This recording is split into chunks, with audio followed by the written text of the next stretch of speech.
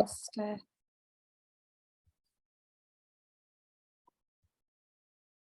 Right, so welcome everybody. This week's session is all about peak planning. So obviously, as we know, there's still lots of economic uncertainty out there, all sorts of things going on in terms of wars and everything.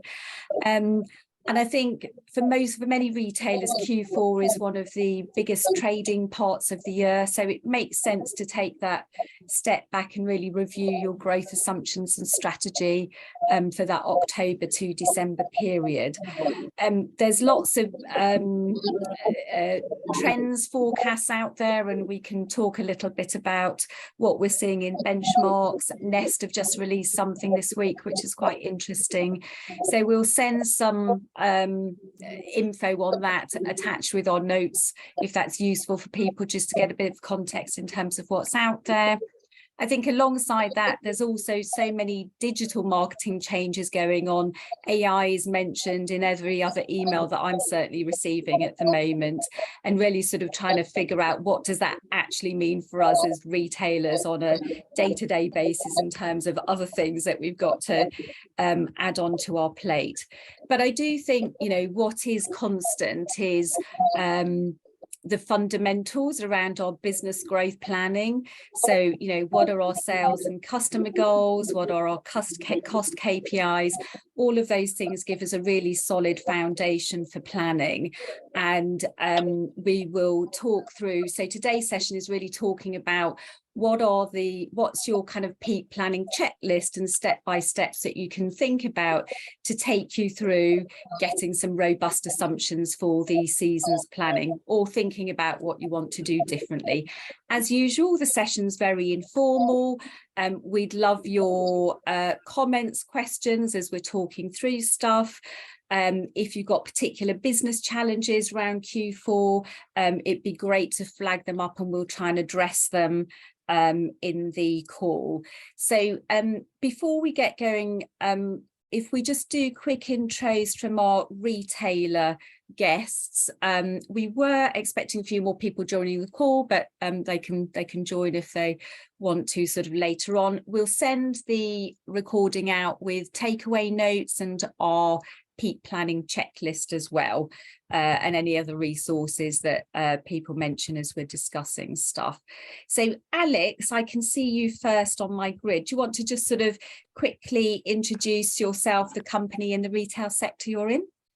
Oh yeah, I'm Alex from Cirrus Brands. Cirrus Readers is our main trading name. We manufacture special purpose lights that help us all see a lot better. Super, thank you. Hi Alex, how you doing? Yeah. Nice to see you again. Hannah. Hi, I'm Hannah from Luke Macmillan. We manufacture luxury leather goods and gifts. Excellent. Al. Morning all, Al from Infinity Nation. We are e-commerce growth partners. Excellent. So before we get into our peak planning kind of step by step, Joe, I don't know whether you want to sort of chip in with any comments on any sort of broad trends, or Al as well. Obviously you're kind of very aware of kind of what's happening sort of in the marketplace, certainly from IMRG. You know, they're talking about some small sort of green shoots and opportunities and potential for growth, but as long as you're really focusing on the right things to make that happen in a context of continued economic uncertainty. And obviously kind of Nest has got quite an interesting report out this week about, you know, more positive signs, lower costs from Meta. Joe, anything you want to sort of chip in around our benchmarks or anything before we get into detail? Yeah, I mean, the benchmarks are quite consistent across the year, really, where we're generally seeing it's like 51% of brands up. We've got about 145 on there now, 49 down. We've always seen this very even split of how brands are trending. I think a key word that comes to mind is agility at the moment. There's so much to think about. There's so many moving parts. Yeah. I think, you know, digital has been a difficult area for most of our clients in terms of cost per acquisition, but that seems to be becoming more manageable. Yeah. So people are feeling a little bit more confident in doing their growth modelling, and how many new, you know, when they're looking at the growth the rest of the year, how many new customers do I need to acquire? You know, the basics that we come back to, but being a bit more confident in what they can actually afford to spend and what CACs they should be able to achieve for the rest of the year as things start to move. Artificial intelligence is everywhere. I think everyone's starting to think about it, embrace it. You know, there's two different types of artificial intelligence, which is the generative and the non-generative. And I think it's the non-generative where people are starting to really buy into and understand how that can be used to enhance shopping experiences. And I think people are starting to think more creatively about how they push the brands. They're quite confident in the numbers, what they need to achieve, but actually it's not just a case of pump some budget into digital. I need to think very creatively about what I'm doing. And I think brands that are doing that very well, I think we're seeing much larger growth curves at the moment. The tricky thing about planning half two is obviously how much stock do I need. So I think people are very focused at the moment in terms of, you know, am I driving it through retention? Am I driving it for acquisition? What does that mean in terms of what products I'm going to sell? So they've got a real good plan in place in terms of that buying plan, which most people would have automated by now. But I think creative is a huge factor in AI at the moment. Okay. What about you, Al? What are you seeing? Very similar. I think it's fail to plan to fail. You know, like if you don't have a plan, I think it's tough. I agree with you on agility. I think merchandising and conversion rate optimization are still the unloved children that probably need more time and attention being put into them. Because, you know, yes, great if costs are coming down. We're not seeing that across our client sector at the moment. But yeah, so just that focus on improving that landing page experience where you're paying for traffic to get to, it still staggers me where people are not putting that time and effort into merchandising that page well. You're not considering it as a shop window. So I think that's still a big opportunity to drive performance. Correct. I think, it's about being smart. Mm-hmm. You know, likewise, do we need to do site-wide discounts? You know, considering margin and where we can afford to, or slow moving lines. Great. I think there's a lot of interesting options. You know, we've been looking at gift with purchase versus a percentage off for email signups, and some interesting results coming from those sorts of things. So I think it's, as I think you used the word, Joe, being agile and nimble. I think is important. But being on top of your data. If you're not on the data, I think you're driving blind. I was about to say the same. I think, understanding your data, your customer database, back to that. Not every size fits all out in terms of that. You know, talk about the blanket site discounts, but also in terms of email marketing. You know, speaking to everybody the same. Again, that agility of being able to customize and personalize where possible. I feel people are starting to embrace, and we see some really great results. The other thing is SMS as well. I think it is an area that's starting to really come on people's radars, even though not everyone's doing it, and it's huge in the US. Not so much in the UK. I think once we're allowed, or brands are allowed to text images, which, you know, word on the street is that will be allowed at some point. But most people are really embracing that data capture at the moment, which I think is really important for next half and definitely going into next year. So on that point, Joe, I think, sorry, you go. All I was going to say was just on the conversion rate point that I raised. I think a lot of people are seeing conversion rate decline at the moment. And I think, and then they're sort of busy looking at tech. I think we just have to be aware that the consideration period now for purchasing is greater. So I think rather than it being maybe 3 or 4 visits to a site before making a purchase, it might be 8 to 12. And that naturally is going to impact conversion rate. So I think it's, again, just being confident that you've got your tech is good, but actually just allowing for a greater amount of consideration time before purchase. And I think reading the stats and some of the intel that's out at the moment, people are much more considered about their purchase at the moment. It's not necessarily people don't want to spend, it's they just want to have it. I think it's even about price, really. It's about value. They want good value for money. So I can relate to that out in terms of people taking longer to make a decision, definitely. Yeah, and on that note, we've got conversion rate optimization as a topic for next week's Breakfast Club. And absolutely that, Al, kind of thinking about that landing page experience and really understanding that, you know, where things are dropping out in the shopping funnel and kind of what to focus on to make the biggest difference on that. But in terms of, so I guess taking a step back in terms of step one on my checklist, just that importance, Joe, I think you mentioned know your numbers. You know, that goal setting for Q4. We obviously as a business at Sweet talk about that whole sales, customer goals and KPIs on an annual basis, but actually we should be looking at that in the context of Q4 as well. Would you say, Joe? I mean, especially if you're a Q4 brand. I mean, not everybody is, but if you are a Q4 brand, then absolutely. We've seen, you know, we've worked with brands where we 75-80% of the sales happen in Q4, and quite often just in 6 weeks of Q4. So, you know, not missing a trick is really, really important for that time. So, you know, some brands I see will try and save money because they've got a natural demand, but actually those I feel that do well actually make the most of that and will spend a little bit more on acquisition or PPC, cost per click, just to make sure they're not missing any opportunity, because once that time's passed, it's gone and you can't get that back. So Q4 planning.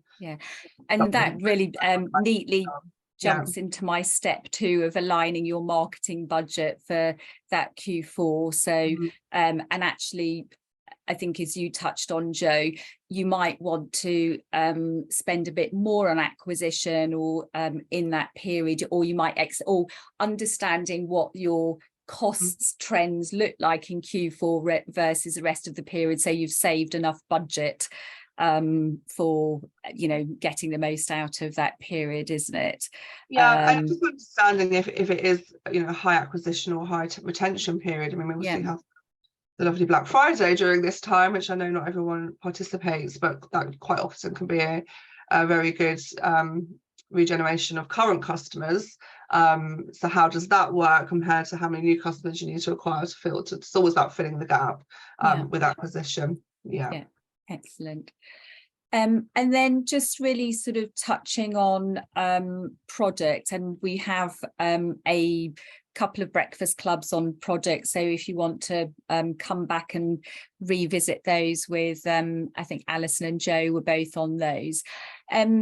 Joe, obviously most people should have bought their product for Q4 by now, but what else should we be thinking about in terms of putting your best foot forward for product that we can actually affect now as we come up to peak planning? I mean, if the buy plan's already done, I suspect for most there's probably plenty of time to react to bestsellers that you've already seen and making sure you've got those best, you know, the basics bestsellers in stock. But it's also time to be quite strategic. So you know, it can be a high promotional period. It's a good opportunity to clear old stocks. No one wants to be tying up cash in stock that's not selling. You know, how do you promote that through these times? Realistically, what do you want to be left with at the end of the season? So sometimes it's, you know, we talked about that cost per acquisition, but actually a price change could be a better way to spend the money, that markdown cost, rather than the marketing. So it's for me, when I was my merchandising years, I would definitely think about, okay, what are my risks at this point and what strategies can I put in place to make sure I'm clearing through properly. And Al's point really is the merchandising in terms of the visual merchandising is really important to think about for this time of year.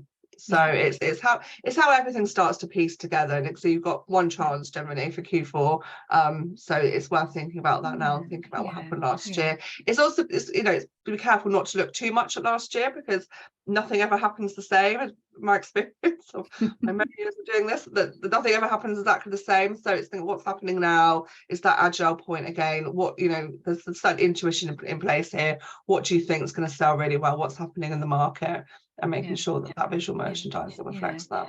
And Yeah. Al, any other housekeeping points from you on sort of getting your your product listings, your keywords fit for purpose, all of product feeds, all of that sort of thing to get the most out of your trading?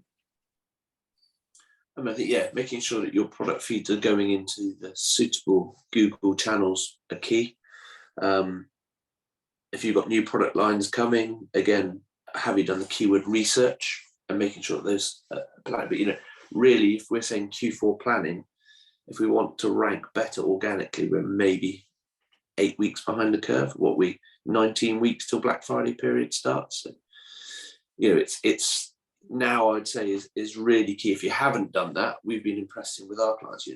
Now that really May, June is the time to be working on that piece to get those elements giving you visibility. And I think, as Joe mentioned earlier, to find a more balanced cost of acquiring a customer, CAC, we think SEO is, whilst it's been the unloved child through COVID, is actually right now where we are seeing cost increments in paid is the right place to try and balance that cost.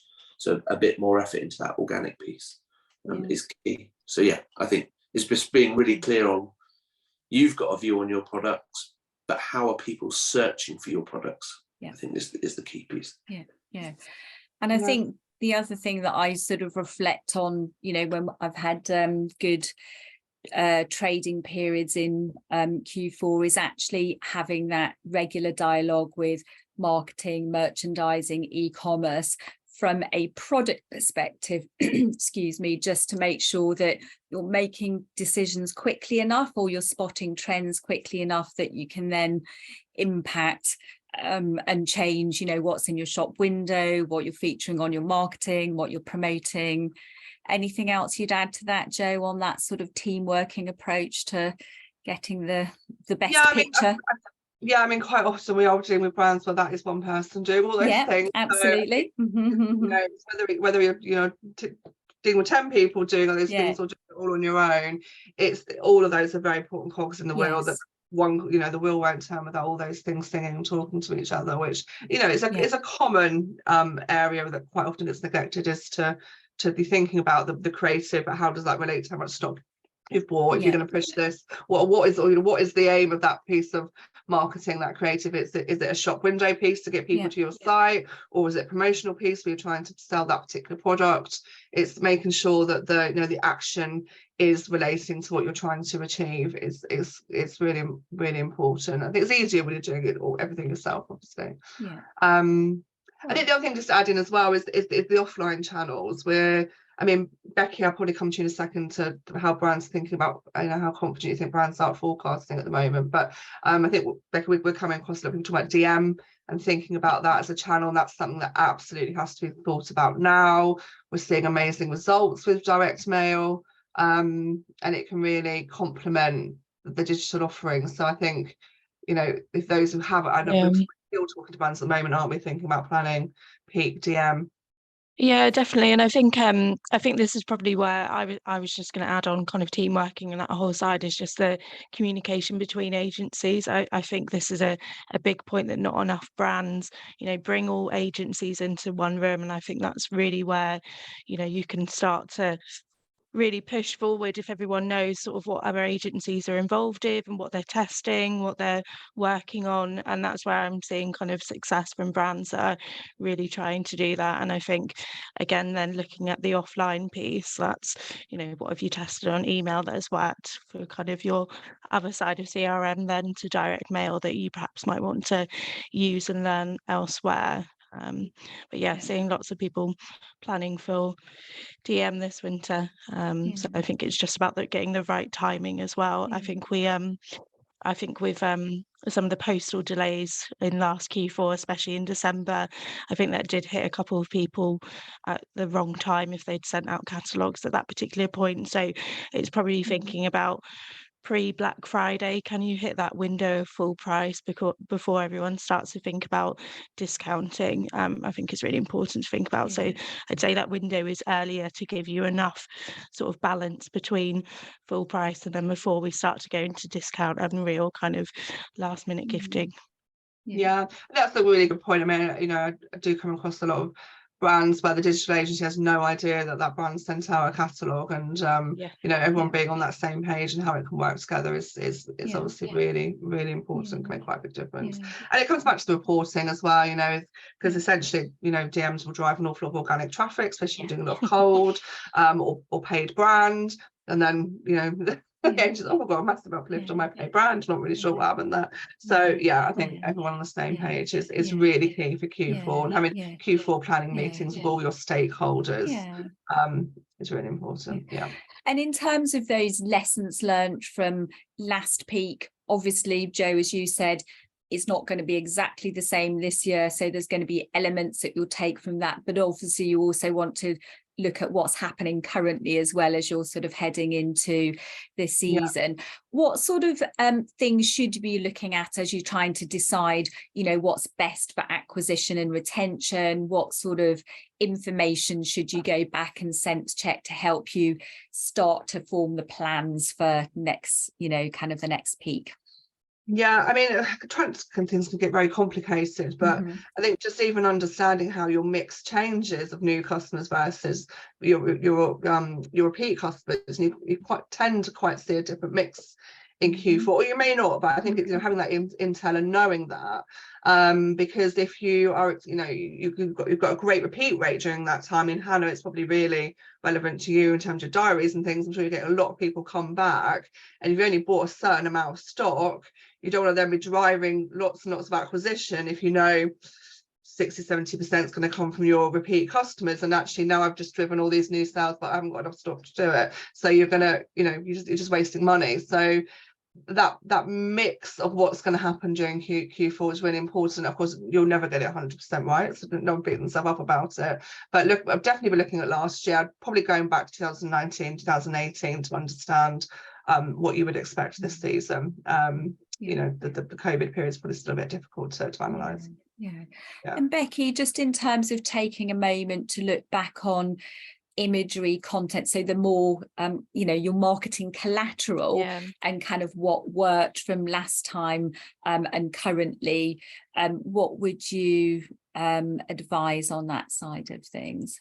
Yeah, I think it's really important. From me being brand side, I remember we had big folders of printed emails, which seems like a, you know, with the whole sustainability messaging, I probably wouldn't advise. There's much better ways to do that now, but just so we could look back, because I think you know, everything that's coming up with your content calendar, Q4 is quite, with some small changes in dates, there's quite a process for how you're going to trade in. So it's worth looking back at what did you test before, what did work well, and just probably considering within your content calendar a period where you are going to be testing, if not testing the whole way through, but really considering that beforehand. I would really advise against just sort of last minute testing where you don't really have a purpose to that test. I would go against, you know, are you testing short form content versus long form? Are you testing different types of call to action on email or across paid?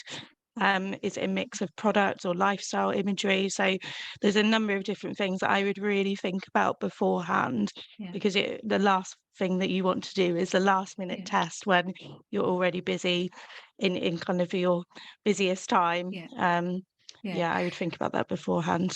And funny enough, I've got that as my kind of step 8 in terms of, you know, once you've got a basic sort of plan there, and being organised about that approach to testing, because I think, as you say, Becky, you can just get distracted with randomly doing stuff, and just having a sort of a process and tracking your results and understanding what your hypothesis and the goal to do that will, you know, kind of help you sort of optimize your results. And I think it helps you then in the key weeks just before, you know, when we're coming to the end, or if you're in Black Friday week, it already means you've got some assumptions about what might work well during that time. Still keep testing within that period, but maybe have a smaller pool for testing in that time to see what works well. But I think the emphasis is always on creative at the moment. So I think even having a bank of imagery ready so you know what you're going to be testing. So, you know, really go through and look for your user generated content. What else can you pull out If you're working with influencers or other people, just make sure you've got lots of imagery ready to go. Make sure that you yourselves are kind of ready with new video assets and other things, because then it's just about almost a pick and mix of those different things together, along with your kind of copy that you can put together. I think, as you said, Katie, it's just being organised and thinking about that content calendar well in advance. Yeah. I think to add to that, there's certain levers you want to be ready to pull as well. So if it's not, if it's going better than you expected, you may want to pull back on any markdown activity you have planned, so you're ready to go with more inspiration and prime tools, and vice versa. If you do need to pull levers to drive promotions, that you've got that ready. Because the agility point is really important at this point. There's a very limited time frame. I think we've definitely seen that with summer sale as well, sort of this year, that particularly in some of the sectors like homeware, and then some of fashion as well. I think because John Lewis went slightly earlier with their summer sale this year, what I've been seeing is brands then trying to react, and particularly in fashion, I had sort of comments from different brands where they were having to go in earlier with things like extra lines added or extra 10% off than they were planning compared to last year. So again, I think it's just being prepared with all of those messages ready in advance. Your creative process, you've got those ready to go, so you can react to what the market is doing and how you're conversing the rest of and run through sale perhaps quickly if needed. Great. And Al, in terms of that kind of being ahead and kind of sort of planning forward, how important is it to think about building that prospect pool in time for the conversion activity? I think you were talking about customer journeys taking longer. Any advice for people on that side of things? I think it's just looking at how you weight your budgets. I was looking at one this week, and it's heavily, in media spend, was heavily weighted to November and December. And in my opinion, people have started their window shopping or building their purchase lists earlier than that. So I would front weight it, and then I suppose it's how you use your different strategies, but I'd be looking to build greater awareness earlier than that, and then sort of looking at the remarketing, retargeting piece, and email in terms of prospects if they've signed up for a discount or an offer, whichever you've offered. So I just think don't load all your budget into the month you need all the big sales, because we might miss more opportunity in that scenario.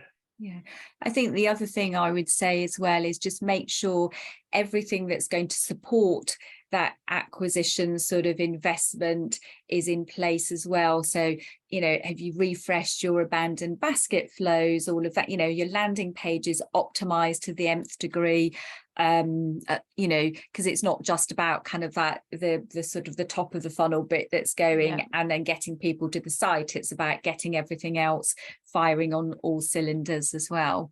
I think just on that point, it's also thinking about with those flows, what we've talked about before is almost having a copy of some of those key flows, like abandoned basket or your nursery flows or kind of welcome prospecting flows as well. So you can either put sale creative. If you've got Klaviyo, it's easier because you can switch assets in and out quite easily on your flows. But if you're on another ESP, you might want to do a copy of those, or you might want to create a copy and then think about tweaking some of the timing. Maybe you want it to be a shorter time because you're in sale, or you've got more urgency message to pull. So it's just thinking about how you might want to tweak some of those automations, because I think it's definitely my pet peeve if we're in winter and I'm seeing sandals from a footwear brand, for example. So it's much easier to change now. I think the ESPs are catching up, but I think just have a think about that timing and creative, and just what if you want to have a slightly more urgent message on automations. And Jo, customer segmentation, what are the big things that could make a difference that we should be thinking about to get those responses rates up and stuff? Yeah, I mean, there's probably quite a big point around understanding the channels, probably before we get to segmentation. I think you know, we can see trends at the moment in terms of physical space. So I think thinking about what opportunities they are to get physically in front of your customers, whether it's through trade shows or, you know, pop-up shops or collaborations with other brands that have physical space. I think if that hasn't been considered, now's the time to think about those opportunities.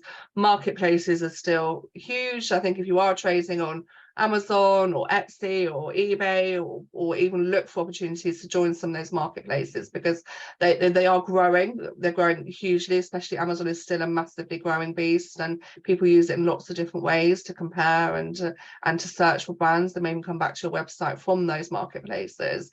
But I think just understanding what their marketing calendars are as well, what peaks they see. You can usually get quite good intel from those marketplaces, what promotions they're going to be running, Prime days, for example. So you've got enough stock in those places to prepare and to think about what the difference in those customers, perhaps to your customers, to your own website. And then in terms of segmentation of your own database, there's lots of analysis that can be done to look for those trends. So if you know, do you have regular people that just shop in peak? Does it look like they're gifting, i.e. they're sending things to a different shipping address? Do they only shop using a promotional code, for example? Are they waiting for your Boxing Day sales or what that may be? I mean, Sam and I have done quite a bit of testing with a particular brand we work with around those that, you know, only ever shop markdown, they only ever shop in sale, versus those that only ever shop full price. And we really tailored that messaging and the timing of the messaging with that brand, and we saw an uplift of 20% in terms of the conversion rate to the control group. So again, thinking about, you know, what people want. Again, you're trying to be helpful, you're trying to help them solve a problem, and if they're waiting for a discount or they're trying to buy a really good gift, you can try and understand that and get that messaging more personalized.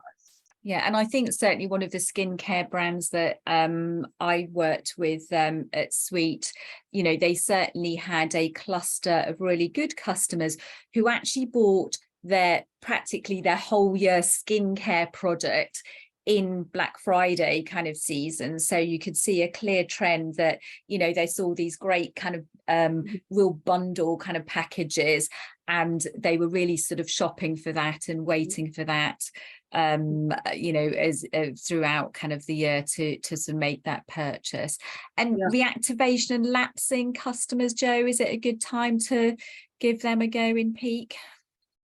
Yeah, again, I think you want to try and learn something from where you've achieved that well before. So what happened, and what are the trends that you're seeing to apply to the reactivate? And I think, you know, understanding your growth modeling. So when you've got customers that are lapsed over 2-3 years, what's the likelihood of them coming back at this point? You might want to balance that with the energy that you want to put in and the effort versus reward. So again, it's, you know, just what are you expecting to get from your database versus what you need to fill the gap with acquisition. You know, you want to be, it's such a short window, as we keep saying, but there's the same 24 hours in the day as there is for everybody else. So you want to be using that really effectively. And my next point or step was really about understanding the web KPIs and what they need to look like to help you hit your numbers. We've obviously talked about top line sales, customer goals, marketing channels, all of that sort of thing. The marketing you know, the marketing investment we're doing is all about driving that traffic to store, isn't it?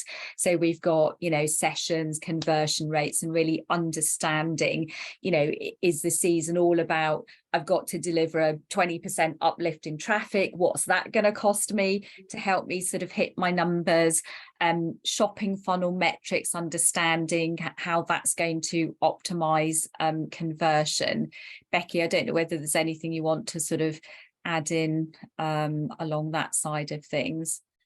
I think it's just really key looking at what your shopping funnel is delivering you at the moment and what to expect then during other periods of sales. So go back and look at how things change, and then think about what you can kind of move within that. So if you're seeing a higher add to basket rate, it's then really key to think about that basket to checkout journey, and what happens between there and sale. So that's probably what I would do, is it just go back and learn from what you've seen previously and what you've seen most recently, to just look at how you might want to tweak things. And again, going back to things like your automations, it's then your chance to you know, if someone has been browsing, maybe you want to, you know, just tweak some of those journeys, so you can use the information that you've got to do them.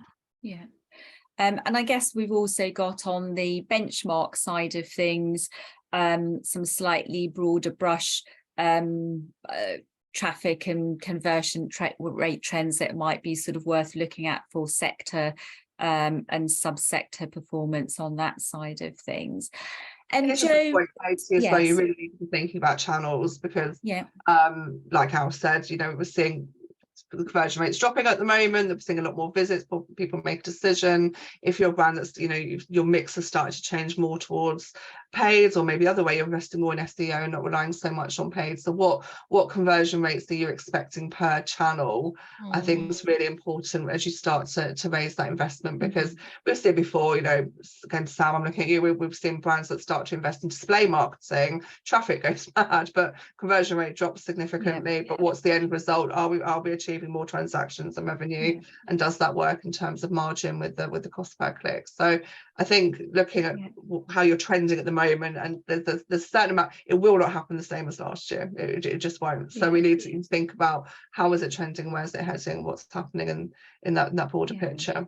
Yeah, and I guess for all of us, just understanding kind of what the GA4, GA3, just understanding what we're going to look at going forward and getting our reporting up and running. Al, I don't know whether there's anything else you want to add on sort of web KPIs, GA4, interpretations, results reporting.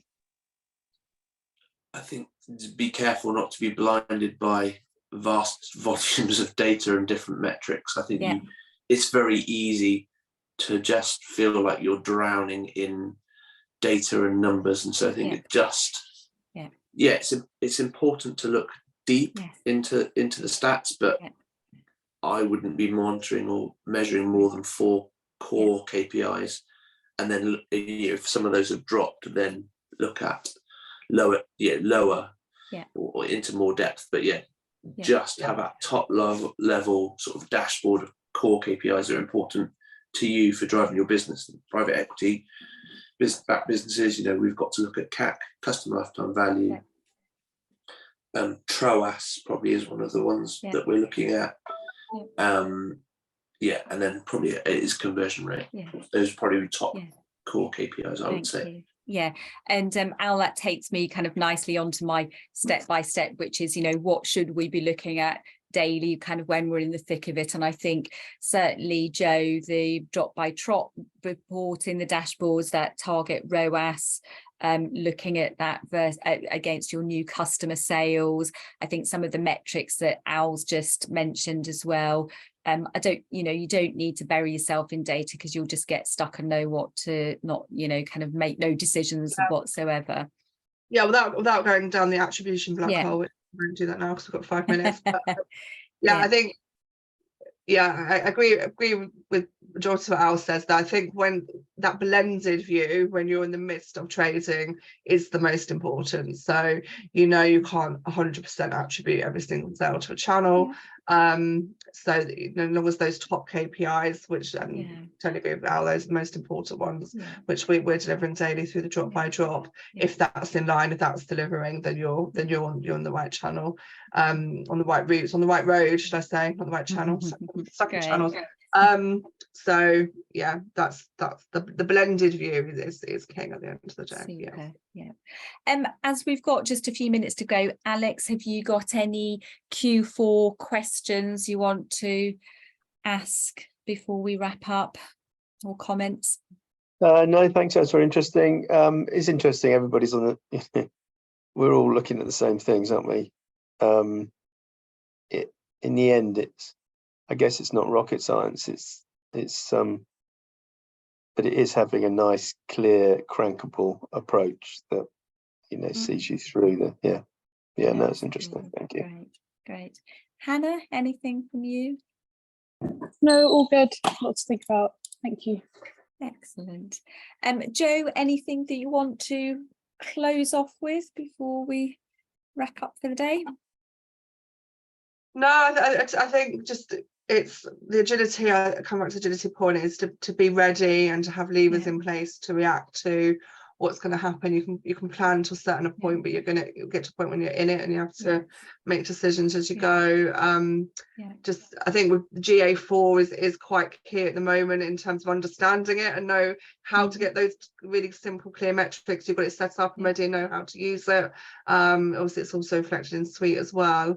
But you probably don't want to start, you don't want to go on a learning curve with GA4 in December or November. So I think being ready for that, so you've got your having your ducks in order to be able to analyze and make decisions is really, really clear. Like Alex says, it's not rocket science. It's everyone knows what they want to achieve, but it can get sticky if you're not getting the right information to make the right decisions. Yeah, absolutely.